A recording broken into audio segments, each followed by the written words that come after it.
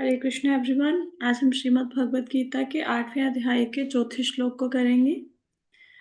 तो इससे पहले वाले श्लोकों में हमने क्या किया? पहले 3 श्लोकों में अर्जुन ने भगवान कृष्ण से प्रश्न पूछे, 8 प्रश्न पूछे। कौन कौन से प्रश्न पूछे भगवान से अर्जुन ने? भगवान से अर्जुन ने पूछा, ब्रह्म क्या है, अध्यात्म क्या है, कर्म क्या है, अधिभूत क्या है, अधिदैव किसे कहते हैं, अधियज्ञ कौन है, यह अधियज्ञ शरीर में कैसे रहता है, मृत्यु के समय भक्ति में लगे रहने वाले आपको कैसे जान पाते हैं। ये 8 प्रश्न अर्जुन ने भगवान से पूछे। तो भगवान ने इसके उत्तर में तीसरे श्लोक में उत्तर दिया पहले 3 प्रश्नों का। ब्रह्म क्या है, अध्यात्म क्या है और कर्म क्या है, जिसके बारे में हम बहुत डिटेल में चर्चा कर चुके हैं। फिर भी आपके समझ के लिए एक बार दोहरा देते हैं। ब्रह्म क्या है, क्या होता है ब्रह्म?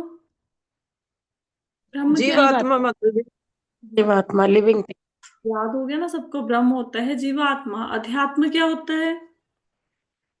जीव का आत्मा का स्वभाव। स्वभाव, जीवात्मा का स्वभाव स्वभाव। स्वभाव। बिल्कुल ठीक है। कर्म क्या होते हैं? कर्म कर्म जो जिससे जीव के अगला जन्म निर्धारित अगला होता है। हाँ, अगला शरीर जो धारण उसके करेगा। हाँ, शरीर जो धारण करेगा। बिल्कुल। तो ब्रह्म है जीवात्मा, अध्यात्म है जीवात्मा का स्वभाव। जो पूर्व जन्म में हमने कर्म किए हैं उनके कारण हमारे ऊपर जो संस्कार पड़ गए हैं, जो संस्कार छप गए हैं हमारे मन पर, वो बोलते हैं स्वभाव। मतलब आप साधारण भाषा में आदत बोल सकते हो।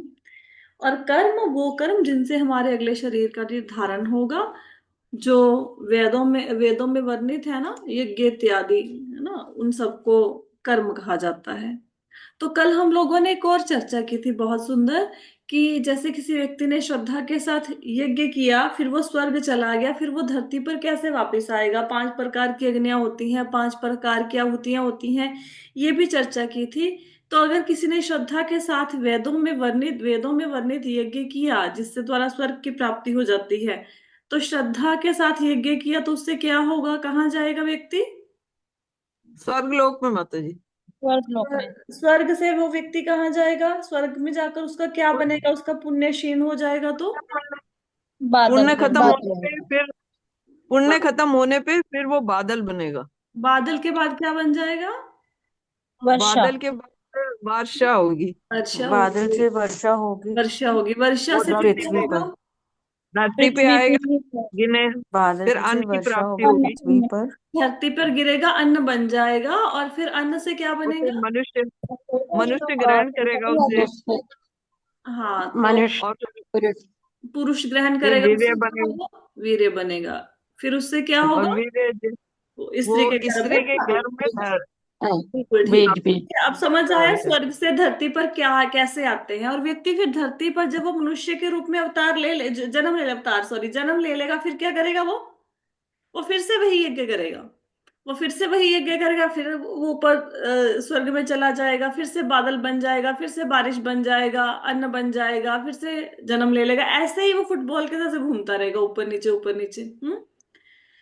तो इस प्रकार मनुष्य अनेक जन्म जन्मांतरों के चक्कर में फंस जाता है। तो चलो, आई होप सो कि अभी आपको 3 प्रश्नों के उत्तर अच्छे से आ गए हैं। तो we are going to start with 4th shloka. उसके बाद कल 2-3 प्रश्न थे, उसका उत्तर मैं लास्ट में दूंगी, नहीं तो हमारा श्लोका रह जाएगा। ठीक है, तो 8.4 श्लोका है। अधिभूतं क्षरो भावः पुरश्च आदिदैवतम् अधियज्ञो हमेवात्र देहे देह वृतांभर। तो इसमें भगवान कहते हैं, हे देहधारियों में श्रेष्ठ निरंतर परिवर्तनशील यह भौतिक प्रकृति अधिभूत भौतिक अभिव्यक्ति कहलाती है। भगवान का विराट रूप, जिसमें सूर्य चंद्र जैसे समस्त देवता सम्मिलित हैं, आदिदेव कहलाता है। तथा प्रत्येक देहधारी के हृदय में परमात्मा स्वरूप स्थित मैं परमेश्वर यज्ञ का स्वामी कहलाता हूँ। तो यहाँ पे हमारे अगले 3 प्रश्नों के उत्तर हैं। 4 प्रश्नों के उत्तर आ गए हैं यहाँ पे। क्या क्या प्रश्न थे देखो। सबसे पहले अधिभूत क्या है ना? ब्रह्म अध्यात्म कर्म हो गया। अभी अधिभूत क्या है?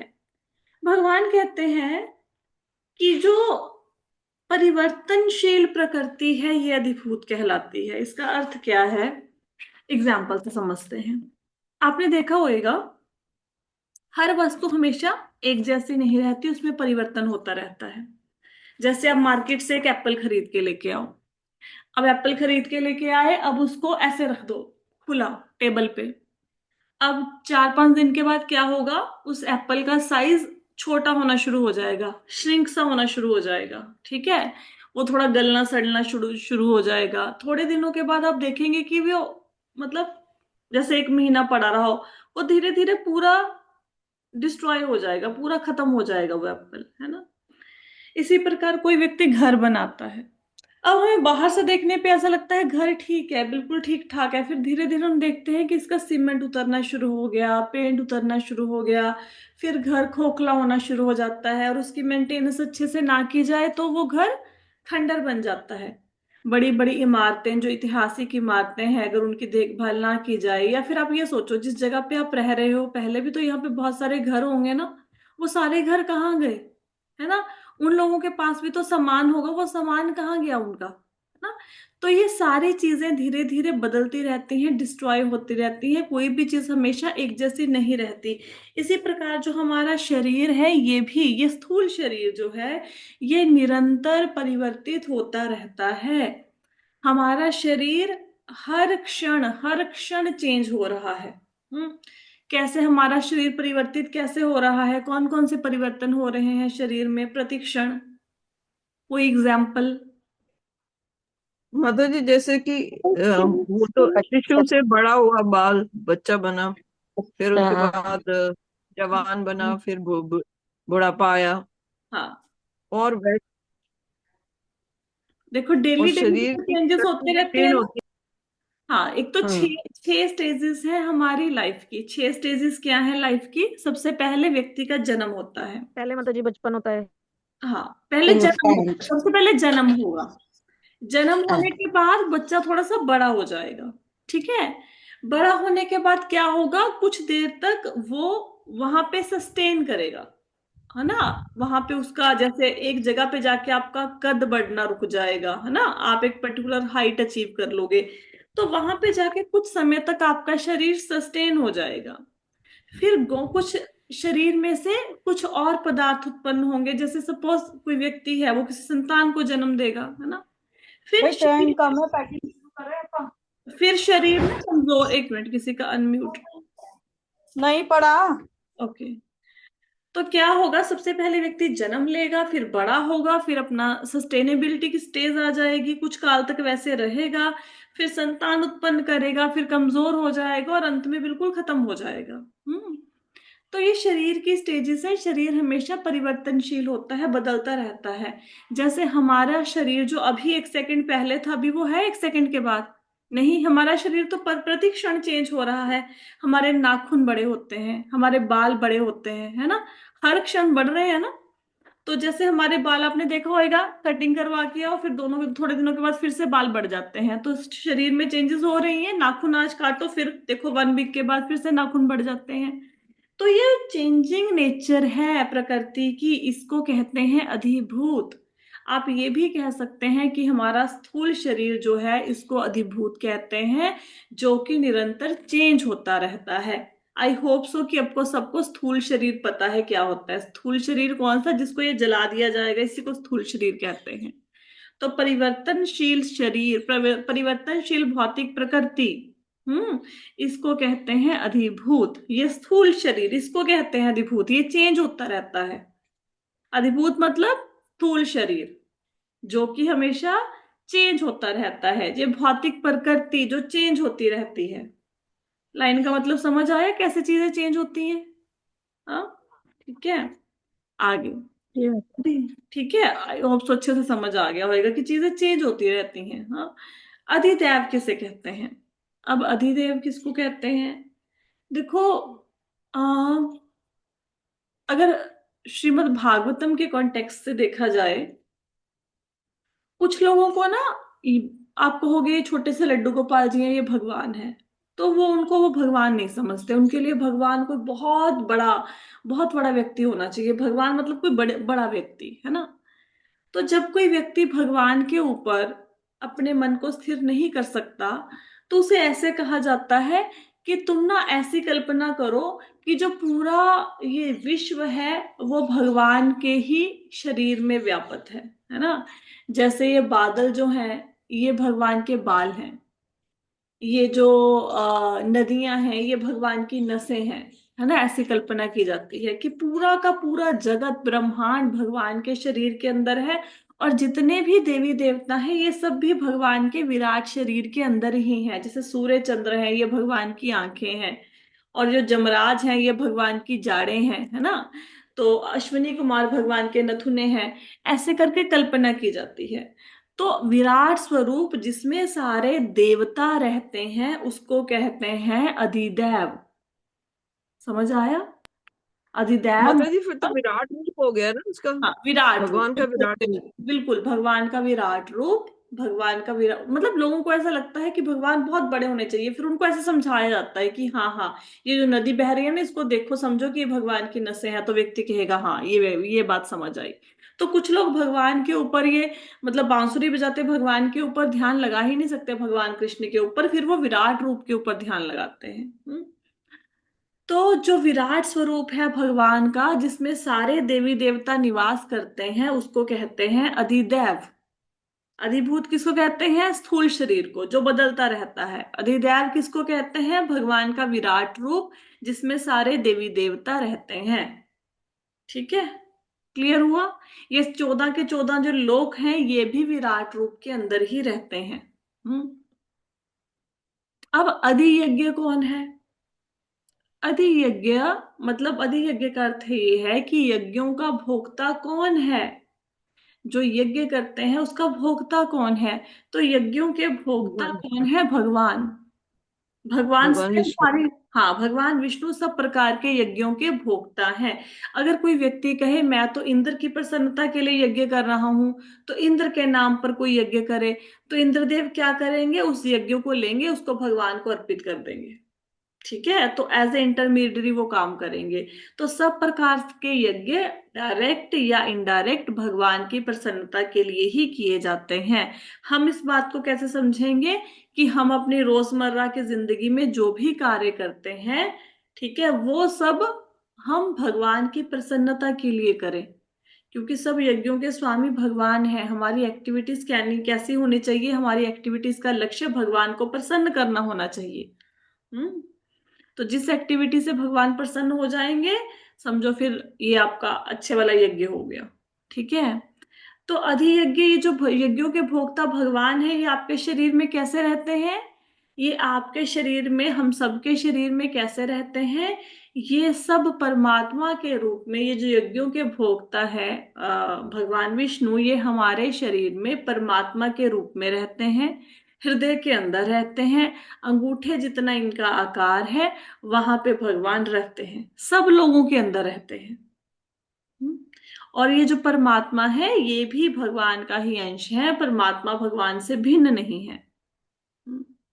और इनका कार्य क्या होता है? ये परमात्मा जो हमारे हृदय के अंदर रहते हैं उनके दो मेन कार्य हैं। दो मेन, वैसे और कार्य भी हैं, दो मेन कार्य कौन से हैं? एक तो वो देखते हैं 24x7 कि आप क्या कर रहे हैं, आपके कार्यों के वो साक्षी बनते हैं। जैसे कोई व्यक्ति कहे ना कि मैंने किसी अंधेरे कमरे में ले जाके किसी पशु का वध कर दिया, मेरे को तो कोई नहीं देख रहा था।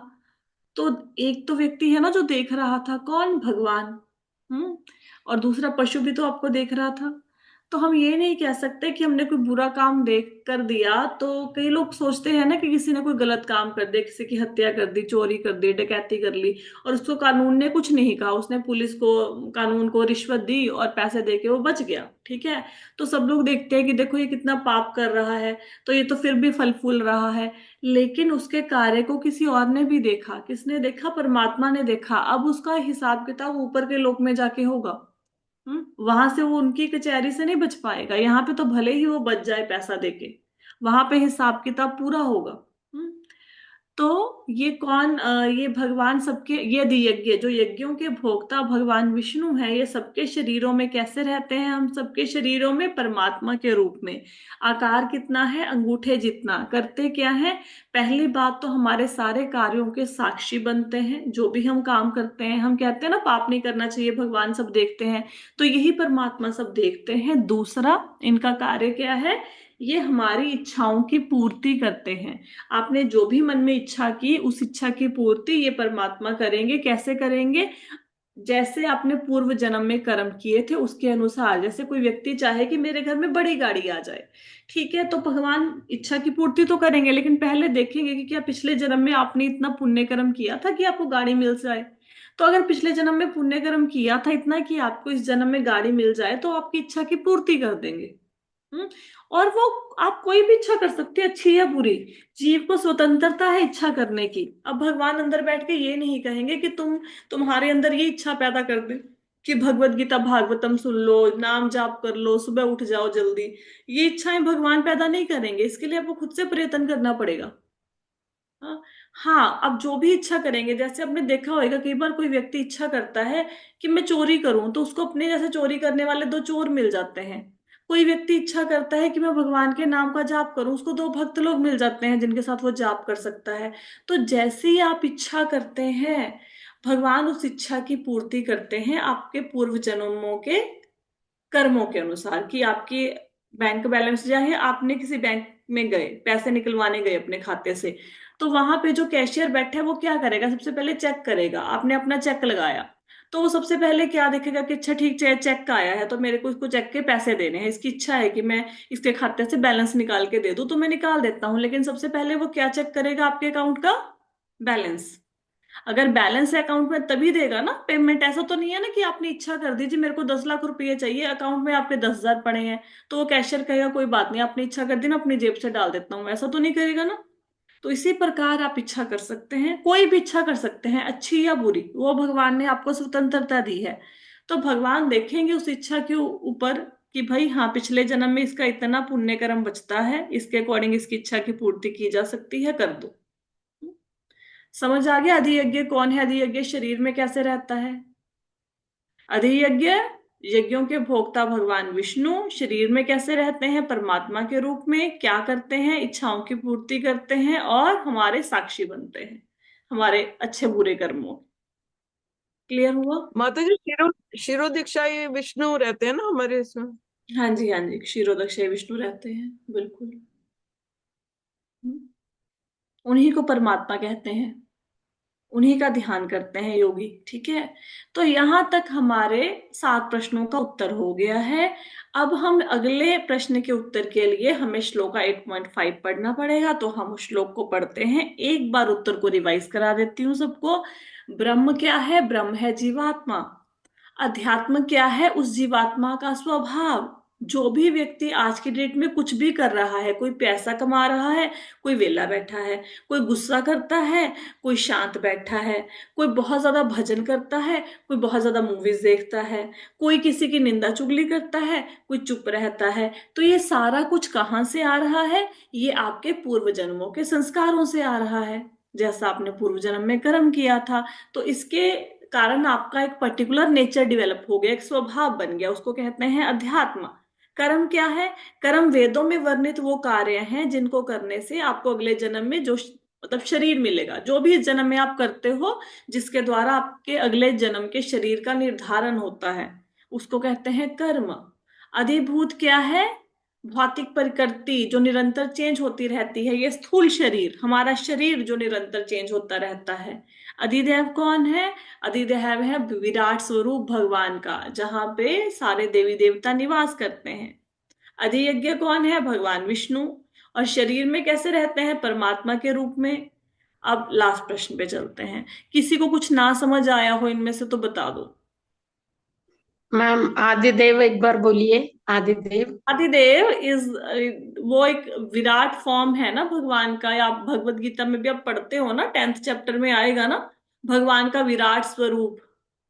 जिसमें सूर्य चंद्रमा भगवान की आंखें हैं, यमराज उनकी जाड़ें हैं, सारे देवी देवता भगवान के अंदर हैं। भगवान का एक बहुत बड़ा स्वरूप जिसमें 14 लोक निवास करते हैं, सारे देवी देवता रहते हैं, ब्राह्मण क्षत्रिय वैश्य शूद्र सब भगवान के शरीर से उत्पन्न होते हैं। इसको कहते हैं अधिदैव। Okay okay ma'am. आगे चले, अगर किसी का प्रश्न नहीं है फिर आगे चलते हैं। ये आप ना इसको थोड़ा याद कर सकते हो, ऐसे जैसे मैंने यहाँ पे लिख के बताया है ना। ब्रह्म मतलब जीवात्मा, अध्यात्म, स्वभाव, कर्म, वैदिक कर्म, अधिभूत स्थूल शरीर, अधिदैव विराट भगवान का विराट रूप, अधियज्ञ भगवान कृष्ण।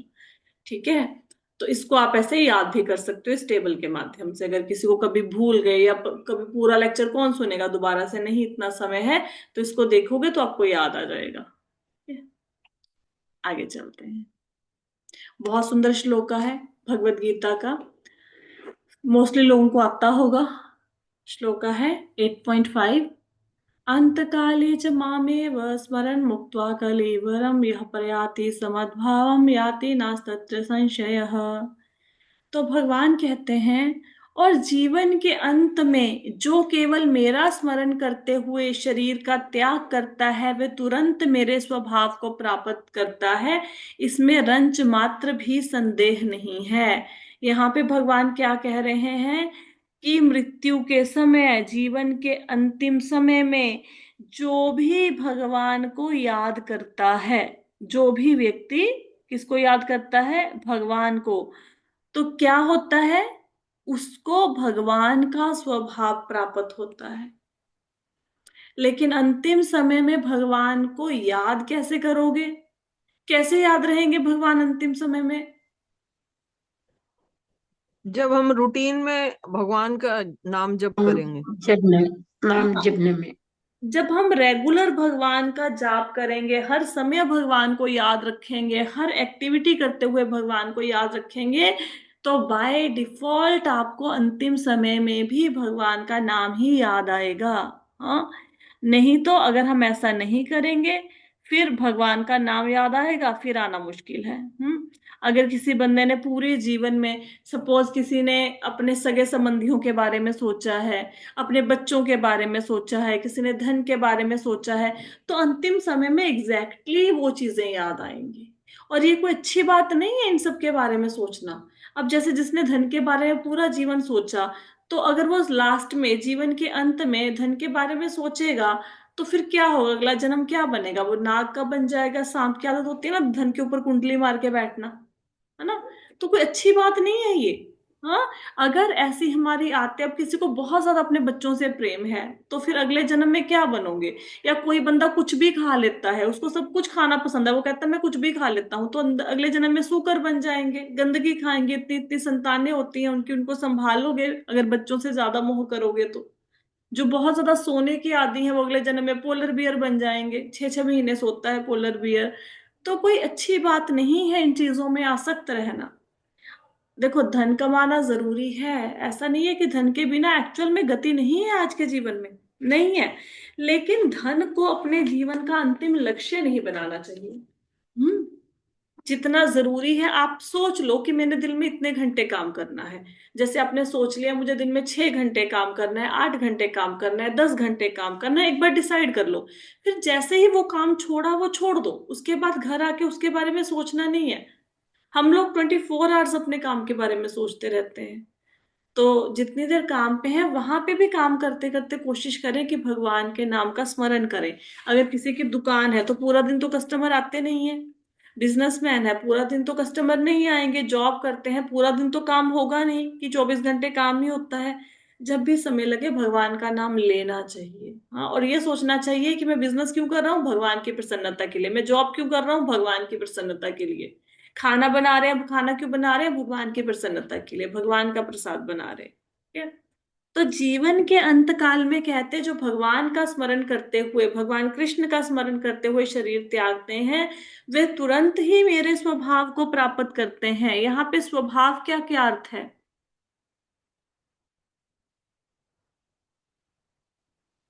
मेरे स्वभाव को प्राप्त करते हैं मतलब क्या करेंगे? भगवान का संग। संग संग प्राप्त होगा। हाँ सगला संग। और कुछ? भगवान कहते हैं कि जो मेरा स्मरण करते हुए शरीर का त्याग करता है वो मेरे स्वभाव को प्राप्त करता है। भगवान का स्वभाव कैसा है? कैसा स्वभाव है भगवान का? सच्चिदानंद। स्वभाव कैसा है? वो तो उनका स्वरूप हो गया सच्चिदानंद। स्वभाव कैसा है? सरल है। शांत शांत देखो भगवान के स्वभाव में, ठीक है, तो भगवान के स्वभाव में जो 8 गुण हैं उन 8 गुणों को व्यक्ति प्राप्त कर लेगा अगर वो भगवान का स्मरण करेगा अंतिम समय में। ठीक है, ये गीता भूषण टीका में लिखा हुआ है। क्या बताया गया है? भगवान के स्वभाव में 8 गुण कौन से हैं? सबसे पहले है पाप रहित होना। कौन सा गुण है? पाप रहित होना। तो भगवान पूरी तरह से पापों से रहित है। ये पाप पुण्य भगवान के ऊपर लागू नहीं होते। भगवान कोई पाप नहीं करते। ठीक है, तो पूरी तरह से पापों से मुक्त है भगवान। अगर अंतिम समय में हम लोग भगवान का नाम लेंगे तो हम भी पाप रहित हो जाएंगे। पहला क्लियर हो गया। भगवान के स्वभाव का गुण कौन सा है? पहला पाप पाप रहित। रहित। ठीक है, सेकंड क्या है? आयु रहित होना। आयु रहित होने का अर्थ क्या है? अब हमारी एक पर्टिकुलर आयु है ना, 50 60 साल, 90 साल, 80 साल, 100 साल, मर जाएंगे फिर, है ना? तो भगवान की क्या कोई आयु है? नहीं, भगवान की तो कोई आयु नहीं है। तो दूसरा गुण है भगवान के स्वभाव का आयु रहित होना। पहला क्या था? पाप रहित होना। दूसरा क्या है? आयु रहित होना। कोई आयु नहीं है, आयु की कोई लिमिटेशन नहीं है। अगर हम भगवान को स्मरण करते हुए अंतिम समय में शरीर को त्यागेंगे तो हमारी आयु, मतलब जैसे क्या होती है, अनगिनत हो जाती है, असंख्य साल हो जाती है, वैसे हो जाएगी। हमारी आयु का कोई अंत नहीं रहेगा।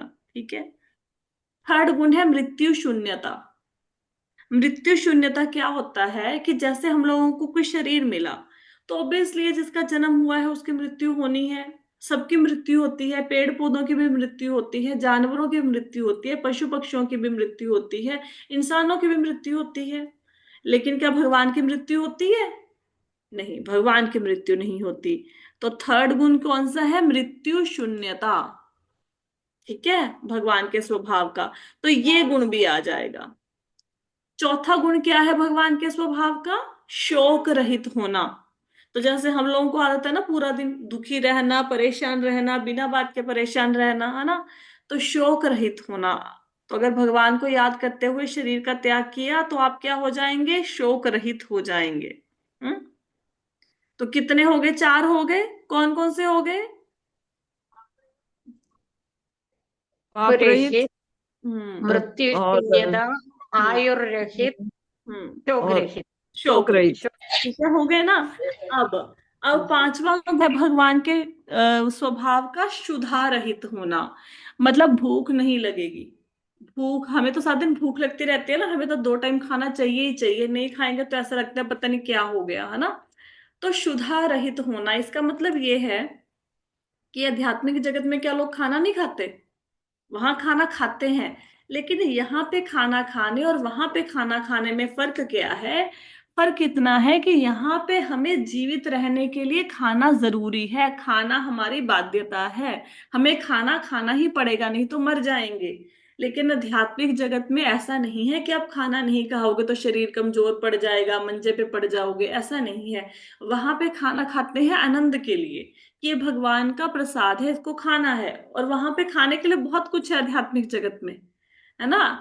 मतलब तो लेकिन वहां पे आनंद के लिए खाना खाते हैं। यहाँ पे हमारे लिए खाना खाना एक काम है, जरूरी है। नहीं खाएंगे तो बीमार पड़ जाएंगे।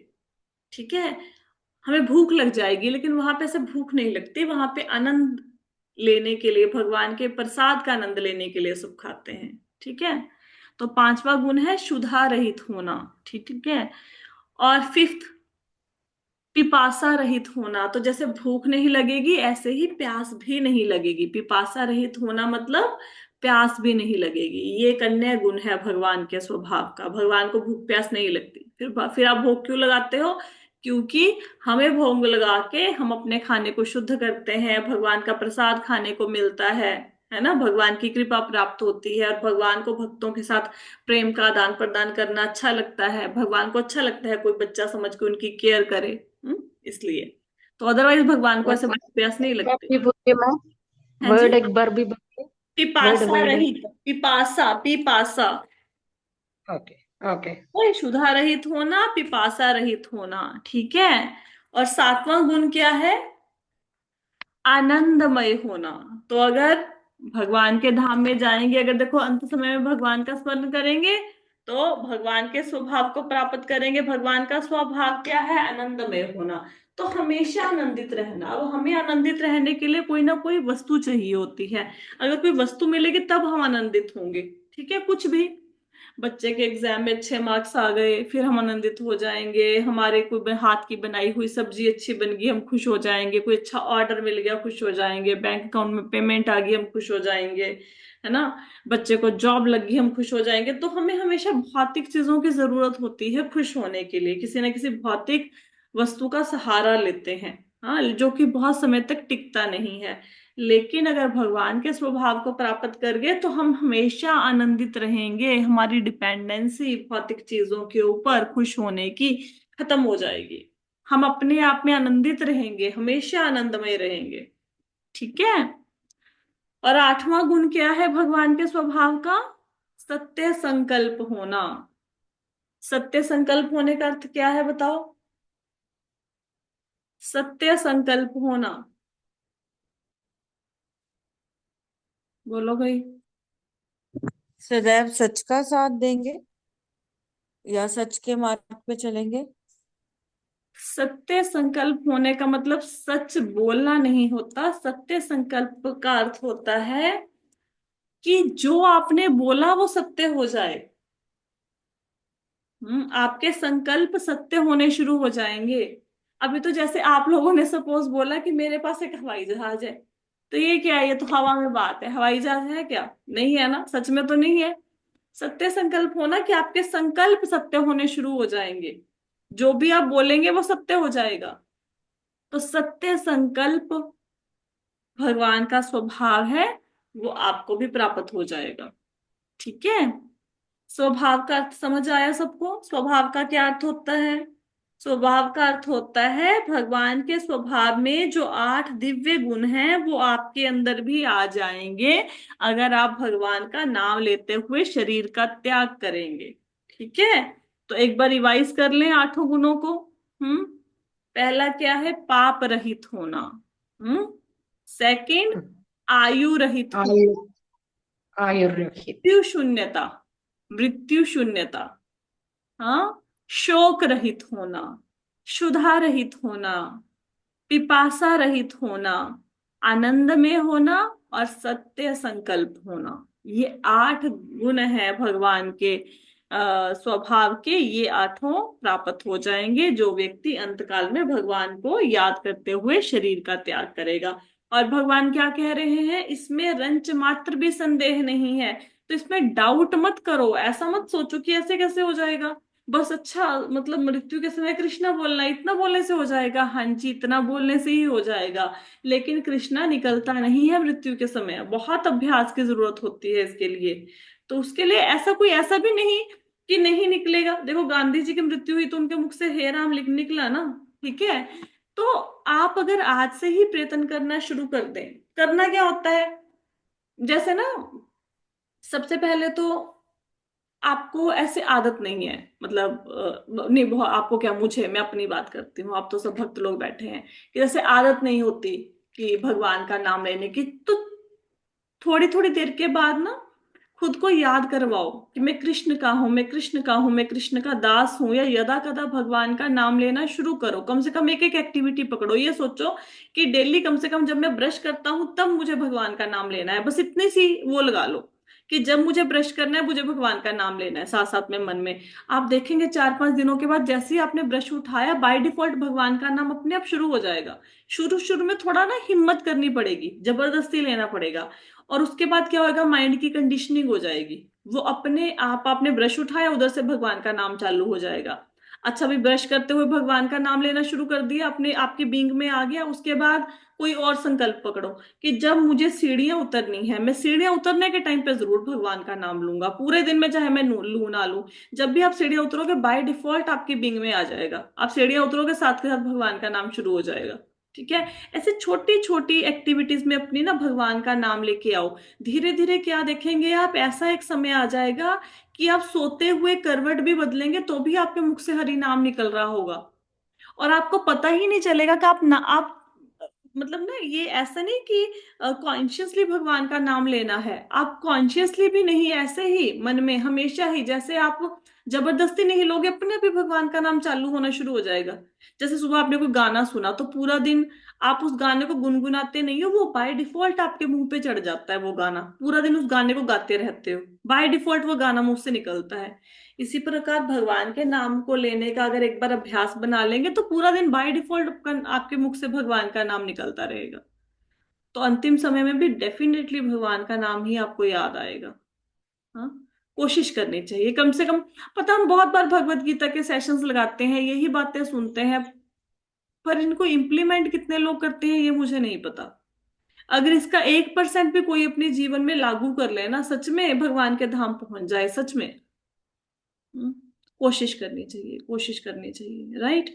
तो अभी 1 मिनट बचा है, मुझे कल का एक किसी का प्रश्न था, आई डोंट नो वो है अभी माता जी के नहीं है, वो बोल रहे थे कि जैसे कुछ देर उन्होंने भगवत वो है ही नहीं जिनका क्वेश्चन था। ठीक है, फिर जब वो आएंगे तब उनके क्वेश्चन का उत्तर देंगे। कोई बात नहीं, किसी और का कोई प्रश्न है? नहीं है, ठीक है। तो कल सबका टेस्ट लिया जाएगा, 8 प्रश्न पूछे जाएंगे, आप सब लोगों ने तैयारी करके आनी है। ठीक है, और आई होप सो कि सबको इन 8 प्रश्नों के उत्तर आते होंगे कल की क्लास में। फिर हम नेक्स्ट श्लोक पे चलेंगे, बहुत सुंदर श्लोक है इससे नेक्स्ट भी, और भगवान के 8 स्वभाव के गुणों का भी हम लोग कल एक बार फिर से चर्चा करेंगे ताकि हमें थोड़ा सा याद हो जाए। So thank you so much everyone for joining the session. Hare Krishna.